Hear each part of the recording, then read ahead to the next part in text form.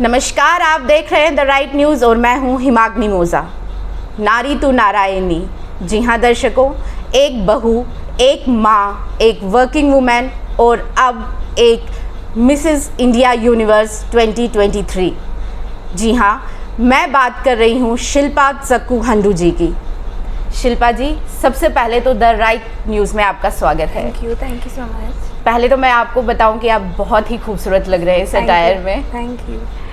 मेरा शिल्पा जी आपसे पहला सवाल ये है कि ये सफ़र जो आपका है ये शुरू कैसे हुआ? मतलब आपने कैसे सोचा कि मुझे इस पेजेंट में जो है ज्वाइन करना है और मुझे जाना है? जी मतलब आप जैसे मुझे आज देख रहे हैं ना, कुछ साल पहले मैं ऐसी नहीं थी। मैं बहुत शाई थी। एक होता है ना जिसको स्टेज फियर होता है जी। या हर जगह पे पीछे रहना कहीं पे भी। जैसे मेरा प्रोफेशन भी एचआर का है, उधर भी मैं कोशिश करती थी कि मैं पीछे ही रहूं। लेकिन मुझे ये चीज़ अंदर अंदर से अच्छी नहीं लगती थी कि मैं क्यों ऐसा करती हूँ, जबकि मेरे पास क्वालिफ़िकेशन है, सब कुछ है, लेकिन उसके बावजूद भी मैं पीछे रहती हूँ। स्टेज फियर था, बोलती नहीं थी। मतलब आप कहो कि मुझे लगता था कहीं मैं बोलूँ तो ये गलत तो नहीं। तो ये चीज़ें चलती थी, मतलब बैक ऑफ द माइंड चलती रहती थी, बट कभी इसके बारे में सोचा नहीं। हाँ, अंदर से फील होता था, मैं आपको बता दूं, किसी को बताती नहीं थी मैं, बट मुझे अंदर से बुरा तो लगता था कि मैं क्यों नहीं आगे जा पाती हूँ। जी। फिर कुछ ऐसा आके था ना कि टर्निंग पॉइंट आता है आपकी लाइफ में, तो समझ लीजिए कि ऐसा ही टर्निंग पॉइंट आया जब मुझे लगा कि मुझे खुद को अपग्रेड करना है। उस चीज़ में मुझे ये लगा कि सबसे पहले तो फिटनेस में आना ज़रूरी था, क्योंकि हेल्थ इश्यूज़ हो गए थे बेसिकली। मतलब गॉल ब्लैडर रिमूव हो गया, अपेंडिक्स रिमूव हुआ, उसके बाद थायराइड था। तो मुझे लगा पहले अपना वेट मैनेजमेंट उस पर काम करते हैं, तो मैंने वो किया।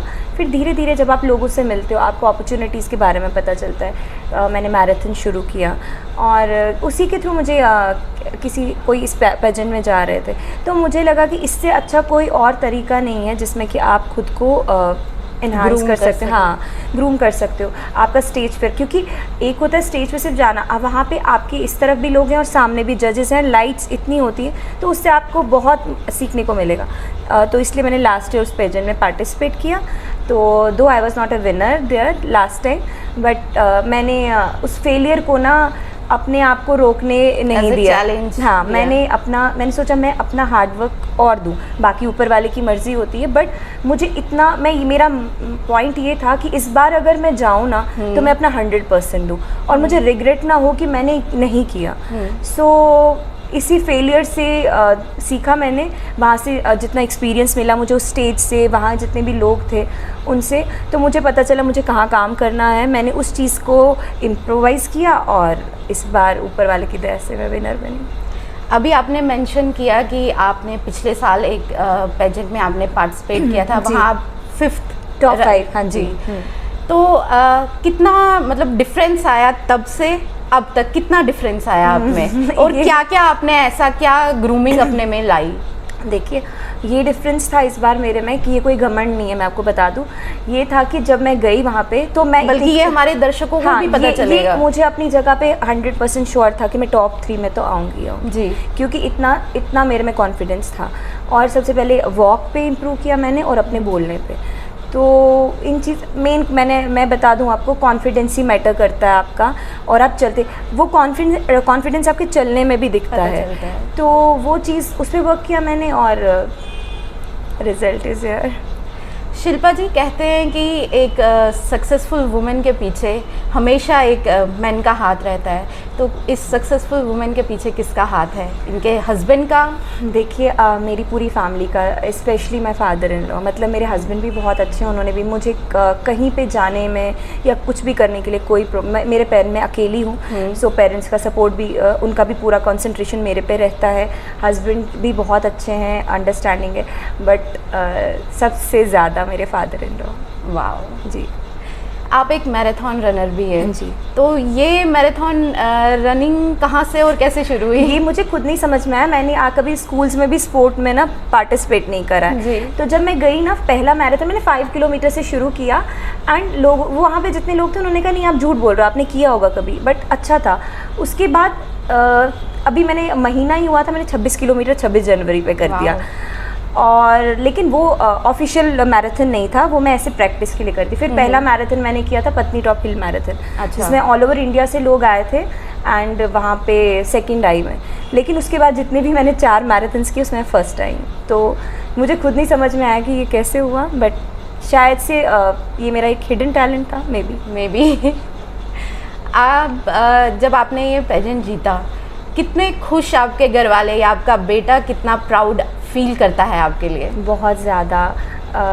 सबसे पहले लास्ट ईयर भी जब मैं गई थी ना, तो रिलेटिव्स का यही पहले क्वेश्चन था कि तुम तो आँख ऊपर ही नहीं करती थी, वहाँ पे कैसे चली। तो घर वाले तो बहुत ज़्यादा खुश थे, पेरेंट्स भी, हस्बैंड भी, बेटा भी, डैडी। आप ये सब मैनेज कैसे करते हैं? एक मदर भी हैं आप जॉब पे भी जाते हैं, खुद को मेंटेन भी करना है इन पेजेंट्स के लिए, कैसे आप टाइम मैनेजमेंट कैसे करते हैं? देखिए, टाइम मैनेजमेंट ही मैटर करता है सबसे ज़्यादा। और मैं नहीं कहूँगी लेडीज़ जो हाउसवाइफ है वो कोई काम नहीं करती हैं, वो बेचारे भी पूरा दिन लगी रहती हैं।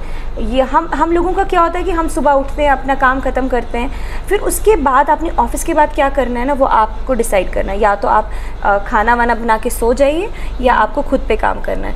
तो हाँ, मैंने कुछ टाइम से अपने आप पे काम किया, अपने फिटनेस पे काम किया।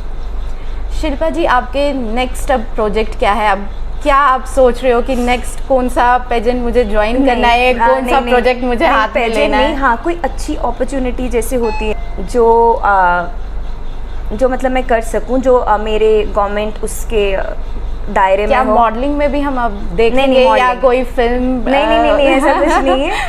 मतलब कोई अच्छी अपॉर्चुनिटी अगर मिलती है तो वो मैं करूँगी, जिससे कि मेरा ऑफिस में भी कोई प्रॉब्लम ना हो, मेरे बच्चे को भी कोई प्रॉब्लम ना हो।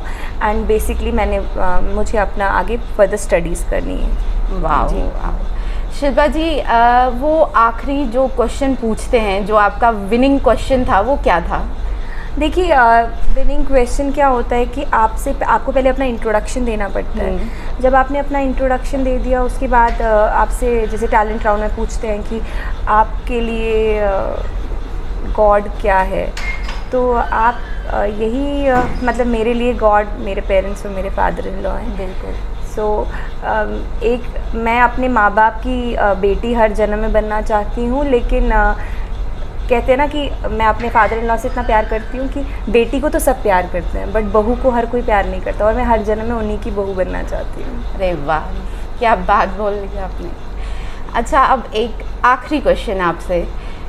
ये जो ट्रॉफ़ी है, ये जब आपने अपने हाथ में ली, जब आपका नाम बोला गया, कितना प्राउड हुआ आपको अपने आप पे? बहुत ज़्यादा, रोना भी आ रहा था। वो खुशी के आंसू थे, क्योंकि मुझे खुद में मतलब विश्वास तो था, बट आप समझ सकते हैं ना कि जो आपका ड्रीम है और वो फुलफ़िल हो जाए तो कैसा फील होता है, वैसी फीलिंग थी वो। एंड मतलब वहाँ इस बार मेरे साथ फैमिली से मैंने किसी को आने नहीं दिया था। लास्ट टाइम मेरे हस्बैंड आए थे, तो एक फ्रेंड थी मेरी वहाँ पे जो लास्ट ईयर की विनर है, तो वो थी। एंड जो मेरे सामने थी वो भी रो रही थी और मैं भी रो रही थी, तो ऐसा इमोशनल था वो टाइम। शिल्पा जी, शुक्रिया आपका इतना कीमती समय हमें देने के लिए। Thanks for having me. Thank you. तो दर्शकों, देखा आपने, ये थी जम्मू कश्मीर को प्राउड कराने वाली एक प्राउड कश्मीरी पंडित शिल्पा सक्कू हंडू जी। ऐसी पर्सनैलिटी के साथ आपको फिर से हम रूबरू कराएंगे। बने रहे द राइट न्यूज़ पर। नमस्कार।